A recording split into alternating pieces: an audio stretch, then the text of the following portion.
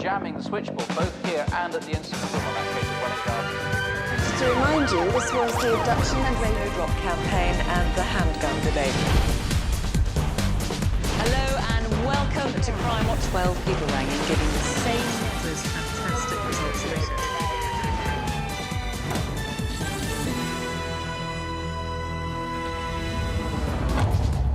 Borada and welcome to CrimeWatch Live. We are coming to you from our headquarters right in the centre of the Welsh capital, and we have a packed programme for you today. We certainly do. This morning, a shop worker was left terrified after being threatened at knife point by this man. Detectives know his name. It's Nathan O'Brien, but not his current whereabouts. So can you help find him? We'll be on the road with Essex Police to hear how they caught a crime group who nicked £1.5 million worth of cars. About £1.5 million worth of stolen vehicles were taken over a space of a couple of months. We had to get on top of this before it got completely out of hand. Some cracking detective work there, isn't there? Certainly was. Yeah. And we'll be hearing from a charity who foster the pets of people escaping domestic abuse situations. That is until they can all be reunited. As always, our team are ready to take your calls, and all the ways to get in touch can be found by following the QR code on the screen. Otherwise, the number to call is 08000 468 999, or you can text us on 63399. Start with the word crime, leave a space, and then write your message. Or you can email us. There's the address. It's cwl@bbc.co.uk. First today, we're in Tottenham, London, where two sisters are pleading for answers after their beloved brother was shot in what police believe to be a case of mistaken identity. Just to warn you, this film contains some upsetting scenes. Mahad was the funniest person ever. He was a softie, and he was a proper mommy's boy. Like, proper mommy's boy. This for you.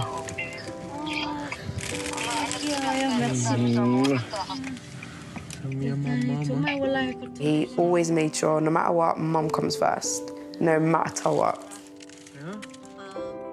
He used to love to sing. He used to love to dance. Like, he used to love attention. He was a good dad. A good dad. I think him having that child really changed him. Yeah. And it gave him that drive, like, you know, that kick. And I think it was the best thing that actually ever happened to him, to be fair. When he was younger, it was always me protecting him. So I guess that's why I think I took it a bit more harder, because I always felt like I'm supposed to look after you. Yeah. Yeah.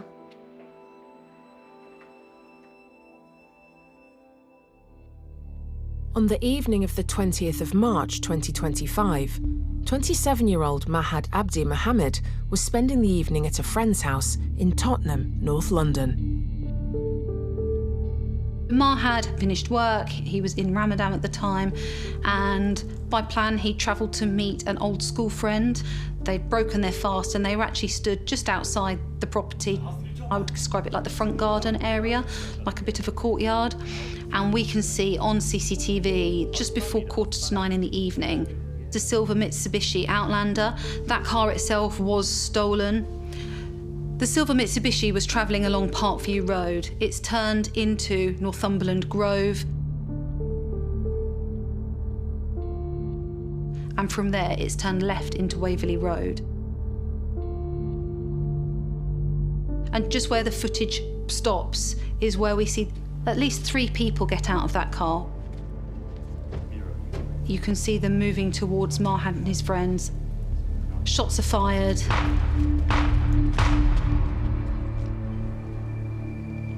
Mahad was shot in the head, and despite attempts to save his life, he died shortly after he arrived at hospital.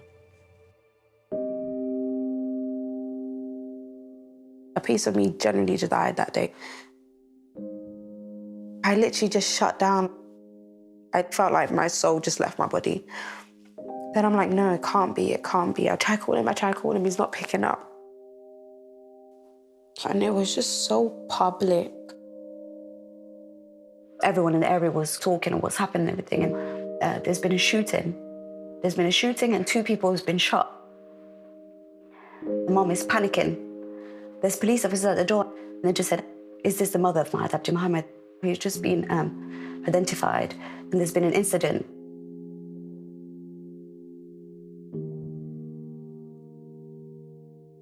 I just think it doesn't make sense, because what does a shooting got to do with my brother? My cousin goes to the hospital, and then I'm just asking him over and over again, tell me what's going on, tell me.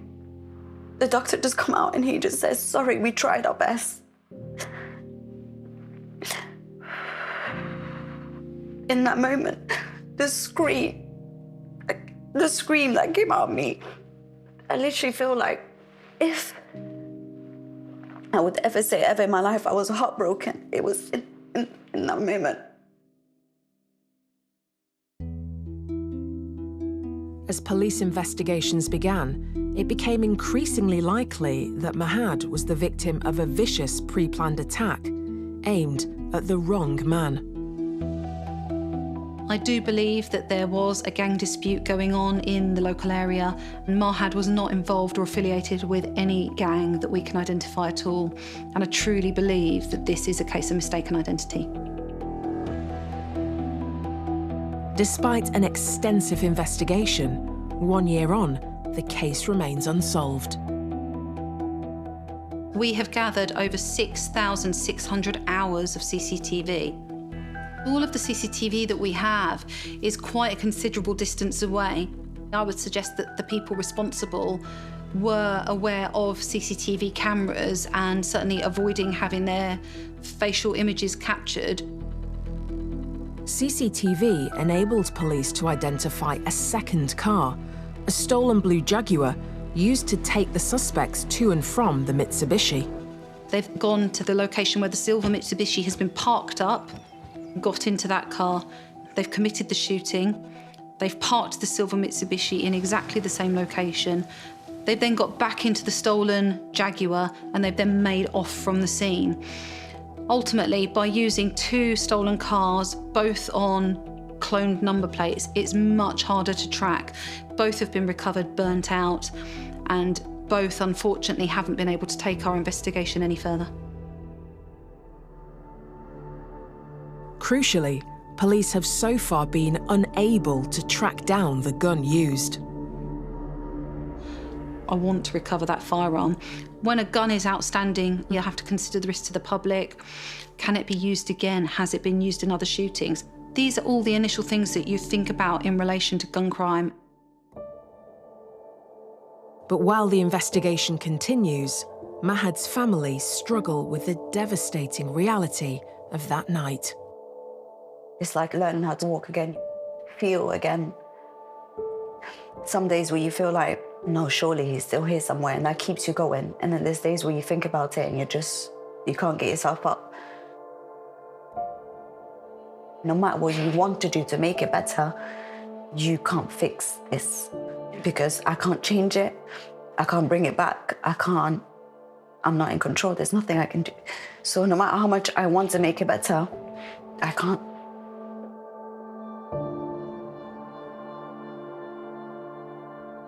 No mother should ever have to bury their child, and especially an innocent one. That's the thing. He was innocent. He didn't do anything. He didn't do anything.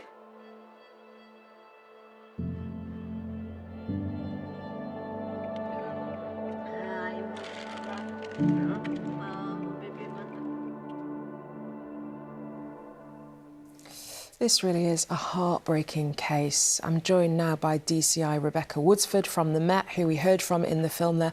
Thank you so much for being with us here in the studio this morning. Let's just start with you reminding us where you've got to so far when it comes to the investigation. So this has been a painstaking investigation covering hours and hours of CCTV and forensics. But what we know is Mahad was shot almost a year ago on the 20th of March at about 8:45 in the evening at Waverley Road. And it was there that he was breaking his fast with his friend. We know that 2 stolen vehicles were used in order to carry out this shooting, and they've both been recovered. We can see some of the CCTV here. It's actually quite difficult to see the people in the car, but we can make out the vehicles in question, can't we? That's exactly correct. The vehicles have got tinted windows, and obviously from the local authority CCTV that we have, we can't get any clear identification inside the vehicle. The vehicles were actually burnt out a little time after, weren't they? Yes, that's correct. We've actually recovered both of the cars involved. The first was a silver Mitsubishi Outlander, the second was a blue Jaguar. Both of those cars were on clone number plates and both were stolen. And we've got a couple of images of those responsible for setting fire to these cars, haven't we? That's correct. We've been able to release this footage to CrimeWatch, and this is the footage of a person or persons that is responsible for burning out those vehicles. Now, we heard from Mahad's sisters in the film. They spoke so powerfully, clearly incredibly emotional as to what's happened. What's even more tragic about this is that you truly believe this was a case of mistaken identity. Yes, and I've told Mahad's family this, who are absolutely devastated by his loss. But yes, I do believe this is a case of mistaken identity. I think this is a pre-planned gang-related shooting, and unfortunately, Mahad was killed when they believed it was somebody else. And it's just a devastating loss, not just to Mahad's family, but actually the whole community of Tottenham. Of course. Let's talk about the weapon that was used.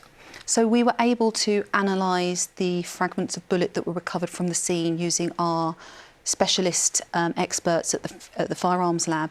So we were able to identify that the gun used in this has been used in another shooting before Mahad's murder. We know that it was a self-loading pistol and that the ammunition was 9mm.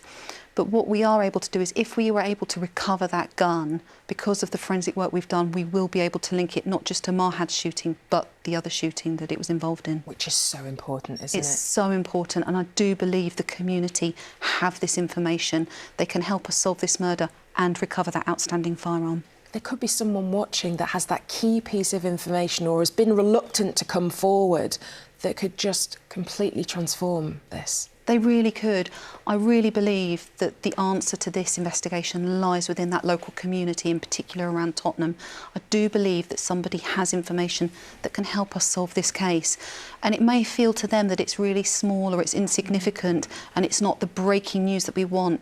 But actually we do have a lot of evidence, and what we're asking is for any information, no matter how small, that could be the key, the puzzle piece that we need to take this matter through and get justice for Mahad and his family. Which is vital. And of course you will support any witnesses that come forward, won't you? Absolutely, and there are so many ways that you can talk to the police, and there's so many ways that we can protect people, and that's something that we would happily discuss with people before they agree to talk to us or give evidence. And if anybody need any more of an incentive to come forward, there is actually a Crime Stoppers reward in connection to this case, isn't there? There is, and we've been so fortunate that the independent charity Crime Stoppers has agreed to support our investigation with a £20,000 reward leading to us solving this case. And actually, if people don't want to talk to the police, and I understand in certain communities they don't, they can go anonymously to Crime Stoppers and give that information, along with contacting CrimeWatch as well, of course. Of course, and when you just listen to Mahad's sisters in the film, you know, he was a beloved son, a beloved brother to his sisters, father. It brings it home even more so how much the answers are needed for this case, how important it is to the families. It really does, and I know they were really passionate about, they wanted to give Mahad a voice, and it's what they wanted to do, and I think what they've just delivered there is just, you couldn't ask anything more from anybody. Yeah, Rebecca, thank you for coming in and telling us more about this case. If you can help, you know what to do. Please do get in touch with us. All the ways that you can do that are on the screen now. Raf. Thanks, Michelle. Now, we have an appeal from Cleveland Police, who want to locate a man involved in a robbery in Middlesbrough. The incident happened on the 31st of May 2025 at a hair salon on Newport Road in North Middlesbrough. The whole thing was captured on CCTV, which we can take a look at now. A man walks in asking to book an appointment before producing a knife that he's got in his hand there and threatening the staff member. He demands cash. She goes to the till. We can see that there. She's terrified, going to the till and takes out £330 from the till, which she then hands over in cash to the assailant. And you can see in his hand, he's still got the knife in his hand. He'd actually threatened to slash her if she hadn't got the money. And she's absolutely terrified. He then leaves the building, we can see there, And just watch the poor staff member put her hands to her head there. Absolutely terrifying experience. Very, very shaken up, understandably, from the whole thing. Now, police know who this man is. He's 23-year-old Nathan O'Brien. He's described as being of medium build, about 5'8", tall, short, dark brown hair, rounded face with blue eyes, and has a Southern Irish accent. He was wearing grey jogging bottoms and a dark Union Jack T-shirt at the time of the assault. Police have also shared some CCTV of Nathan O'Brien behaving erratically immediately after the incident. Now he was seen inside a supermarket where he approaches customers and just kind of wanders around. There we go, but it's all caught on camera. He was also seen inside another shop where he turned his T-shirt inside out, and then he was caught running across, as we can see here, a really busy exchange there. Very, very dangerous situation to put many people in danger there by running across. So have a good look. Do you know where Nathan O'Brien is right now? He was last seen in Manchester Piccadilly Station. That was on the 2nd of June, where he was stopped by British Transport Police. And he actually gave them the name of Dylan Jones at the time, but he also uses the aliases Jimmy Byrne and Tom O'Donoghue. Current intelligence indicates he may have got on a boat to Ireland, as he has links in Wicklow. So if you know his whereabouts, do get in touch. All the usual ways to contact us are on the screen below. We're off to Essex now, where the chase is on to find a group nicking high-value keyless cars to the tune of £1.5 million.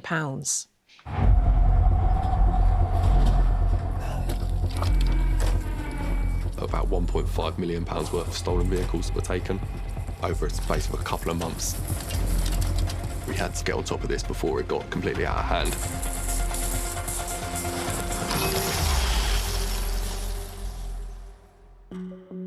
January 2024, and Essex police started seeing an increase in car thefts. There was multiple days we were coming in, various cars had been stolen overnight, specifically Benfleet, Rochford, but then we were noticing it in just outside of our area as well, in Basildon and Southend. These thefts were taking place in a variety of locations, either taken from people's driveways, some were taken from the roads outside, some instances where they were taken from car parks. So they all happened in the dead of night. The cars that were being stolen were fairly new cars, all keyless, no CCTV, no witnesses, same MO. Our victims were all kind of saying the same thing. They'd wake up in the morning, look outside and notice their car had been taken. In total, there's around 50 car thefts over a space of a couple of months. Police were certain it was the work of the same gang. Known as relay theft, criminals use specialist devices that trick a car into thinking the key fob is next to it and unlocks the vehicle. They essentially replicate the frequency of that key and then are able to start and take the car. This can take like a matter of seconds. This is the main way that we're seeing cars sort of stolen nowadays. Police started house-to-house inquiries, spoke to victims and checked through CCTV. Most people were asleep and just didn't see anything. There was a couple of cases where we did have CCTV. It was just literally so the vehicle driving away at speed, often followed by another vehicle. These inquiries weren't able to help us too much because we weren't able to see the finer details such as number plates. Whilst police were investigating, another car was stolen from a retail park in Basildon. The theft had the same MO. That vehicle was then sighted by police officers and pursued. So during the course of that pursuit, it's gone the wrong way down the A13, lost officers because it was just too dangerous to continue. The vehicle was then found at the motor services at the junction with the M25. Officers have flooded the area and been alerted to a male acting suspiciously.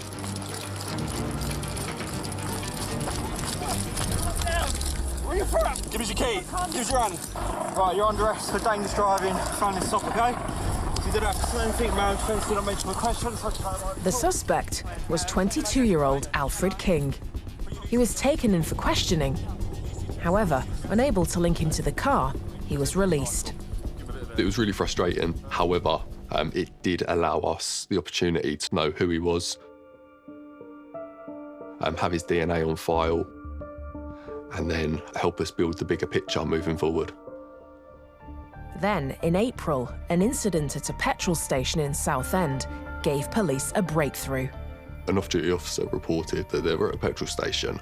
They'd just filled up, gone in to pay, come out and their key wasn't working. There was no one else around other than one car with 2 people in it that they thought was suspicious.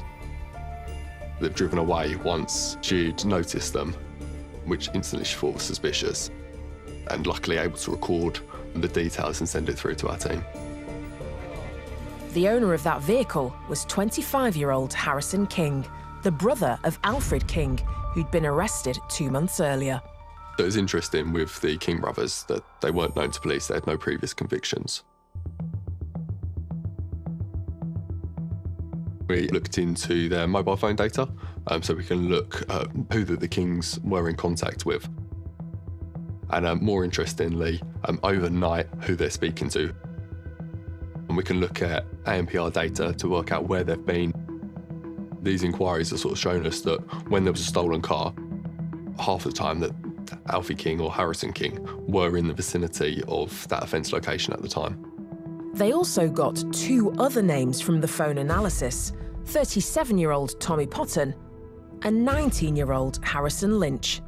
With those further names, mobile data analysis showed that on each of the occasions, at least one of the suspects' phones were in this location at the time, leading us to believe they were all working together to steal cars. One of the messages they found gave police more damning evidence. One of the suspects is asking for a specific key to a specific car, and then we've seen that a couple of days after this message has been sent, that said vehicle is then being stolen. CCTV inquiries shows us that a red Alfa Romeo, which we believe the suspects were in, does approach the stolen car, and then a couple of days later, that red vehicle is then found by police with Tommy Potton's DNA in. With enough evidence on their suspects, it was time to bring them in. The King brothers lived together, and we were able to go in and get them.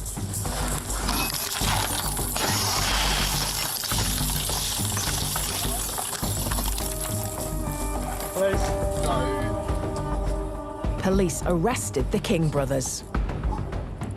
They then turned their attention to Tommy Potton. We were able to work out where he was going to be and make the arrest. Give me hands, give me hands, give me hands. Give me that. All right, mate, you're under arrest for conspiracy to steal motor vehicles, OK? Harrison Lynch wasn't at his home address, but he later handed himself in. When we completed the searches, we were able to find the relevant phones that we'd been chasing. All of the messages and content supported the evidence.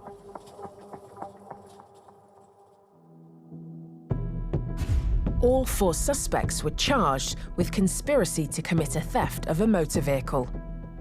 On the 16th of October 2025, Harrison King was sentenced to 48 months in prison. Harrison Lynch was given 38 months. Tommy Potton, 52 months. And Alfred King was sentenced to 2 years imprisonment, suspended for 2 years. About £1.5 million worth of stolen vehicles that were taken.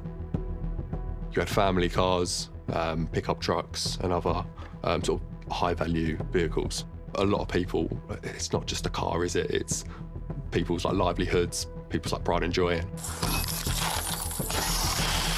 This does send a clear message that this is a force priority for Essex Police and that we will do everything we can to prevent vehicles from being stolen and bring offenders to justice.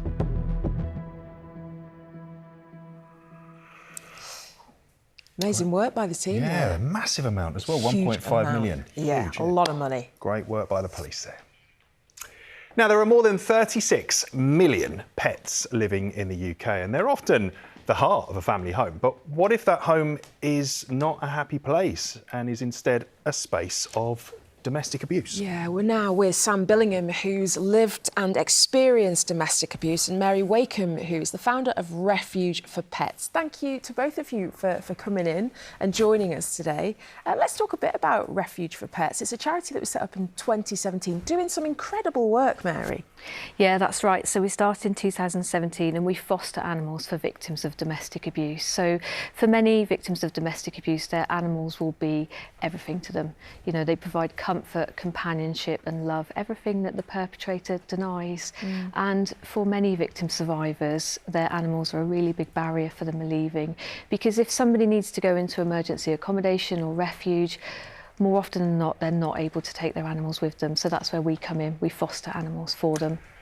Which is such a lovely thing to offer. But how does it actually work then, the fostering service that you can provide? Yeah, so we get referrals from victim survivors and professionals, and we bring animals into foster care. So animals will be with us for usually between 6 to 9 months. They go into foster homes with our just dogs? Hamsters to horses. So hamsters to horses. Animals. All range of animals. To horses. Yeah, it is mostly dogs and cats. But animals go into wonderful foster homes, and then when their families have got accommodation, safe accommodation, we get to reunite them with their animals, which is great. And Sam, you've been working alongside Mary, haven't you? As we mentioned in the introduction, you've experienced domestic abuse yourself. How is the animal abuse linked to domestic abuse, would you say? Yeah, so I'm a survivor of coercive control and domestic abuse, and it was only when I actually met Mary that I realised that there was a link between animal and human abuse. It's something that we don't really talk about. When I was existing in that controlling situation, I was heavily pregnant. I was very, very tired, so I went to bed. The perpetrator followed me into the bedroom, and as a punishment for going to bed without him and without his permission, he'd actually killed our pet bird as a punishment and consequence for something that I'd done without his permission. And I think it's really important when we talk about domestic abuse that we talk about coercive control in the same way that we talk about physical violence, because the coercive control is there right at the beginning. And as Mary said, they also control family pets and pets as well. So all the things that Mary said that the perpetrators don't have, we have in our animals and in companionship with our animals. I also work alongside another charity who work with animals as well, and we're having this conversation next week in Parliament about Purple Paw Project, which talks about the bond between humans and animals, which is something that perpetrators just take away from us. Coercive control is all about power and control, and that's what a perpetrator does. They control absolutely everything.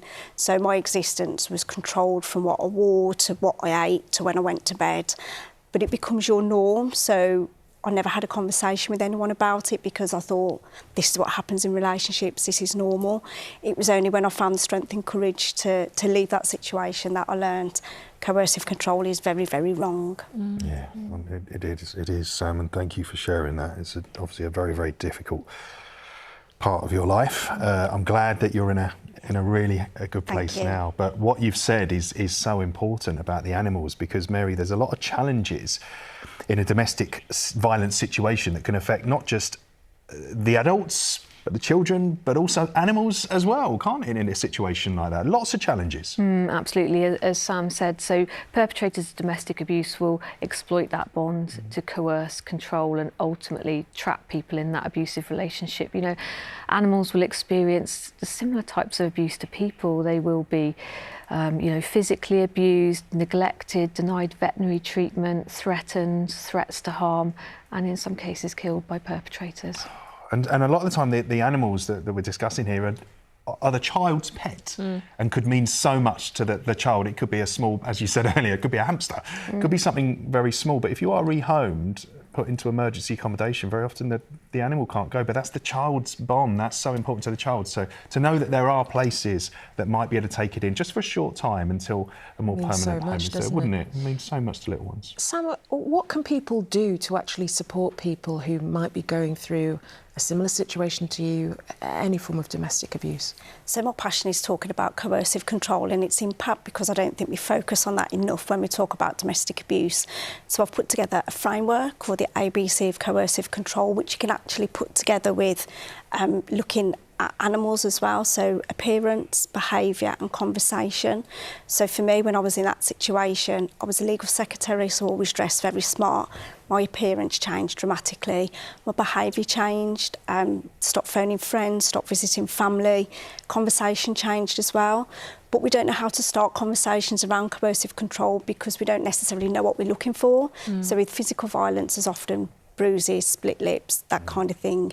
But we have to get really uncomfortable and start talking about coercive control a lot more, which is why I support Mary's work and charities' work, because what's happening to the animals is highly likely what's happening to humans in that household as well. So if we can identify the ABC in pets, then we can see it in the humans as well. Very important. Useful tool. And Mary, if anyone wants to find out any more about the work that you do, how can they do that?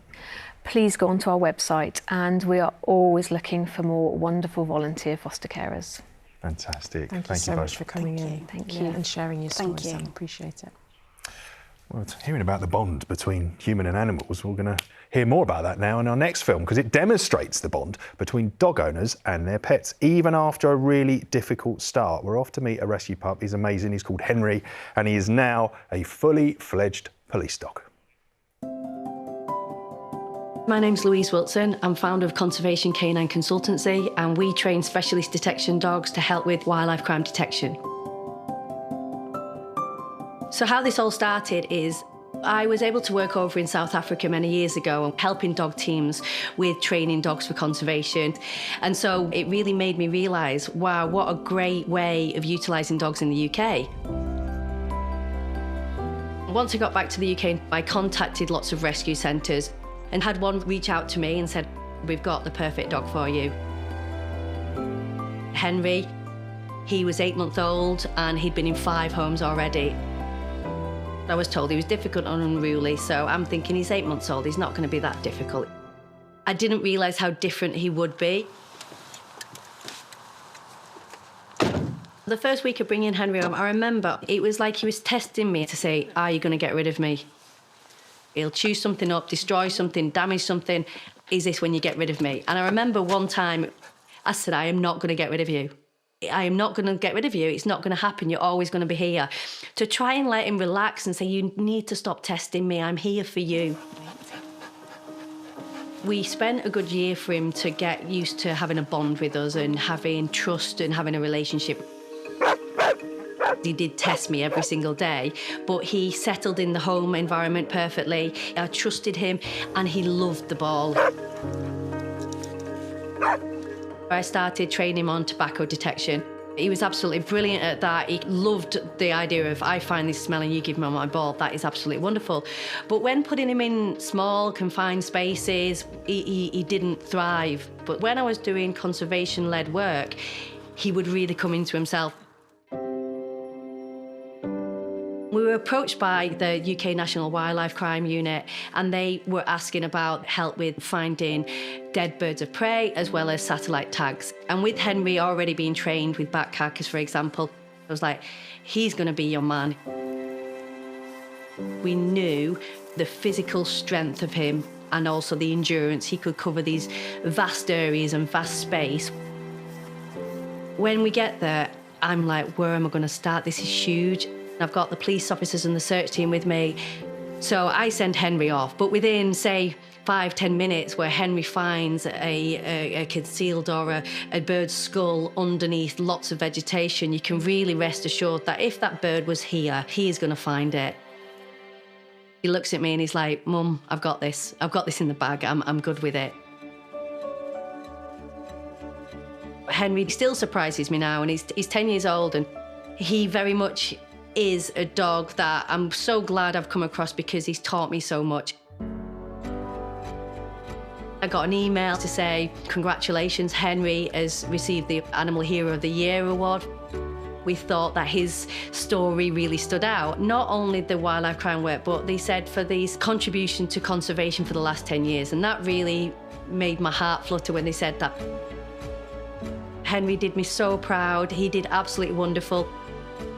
Without a doubt, there's no other dog like Henry. After 22 years of working with lots of dogs, I haven't met a dog like Henry, and I doubt I will ever meet another dog like Henry. Oh, what a cracking dog, and congratulations on the award, Henry. Very well done. I'm joined now by Beverly Douglas, who, when she retired, was the longest-serving black female officer with Avon and Somerset Police. It is a pleasure to have you in the studio this morning and learn a bit more about your career, Beverly, because you were in the police force for 30 years and you joined in the 1980s during a time when it was the Bristol riots. What is it that made you want to join the force? I met two police officers, one when I was at school and the other one when I was a cadet at St John Ambulance.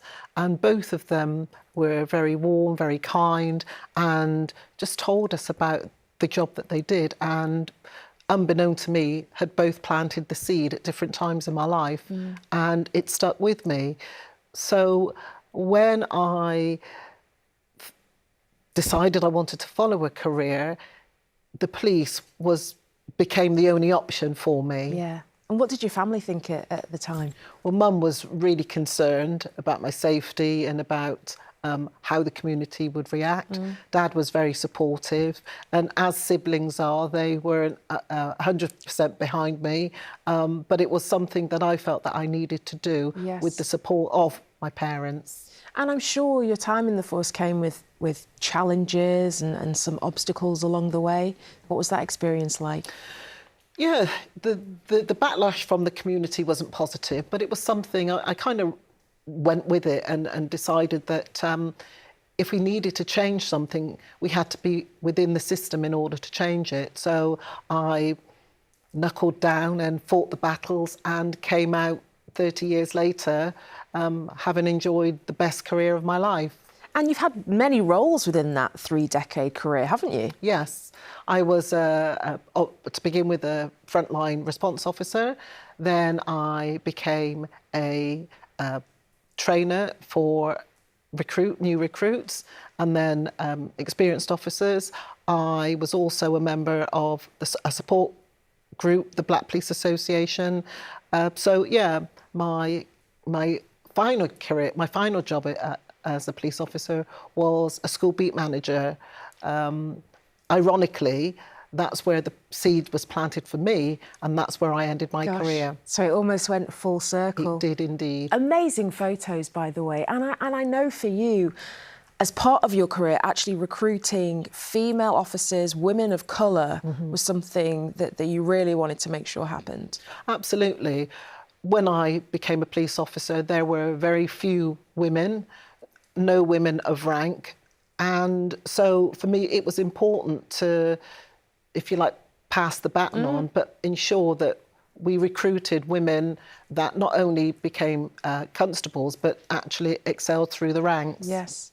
And when you reflect on your time, are there certain moments that you just think of and really make you smile? There's one particular time I was out shopping, minding my own business, and somebody was shouting, "PC Bev, PC Bev." That was the nickname that they gave me at school. And he introduced me to his mum, and his mum said, "Thank you for mentoring my son," because he was very close to being part of the criminal justice system.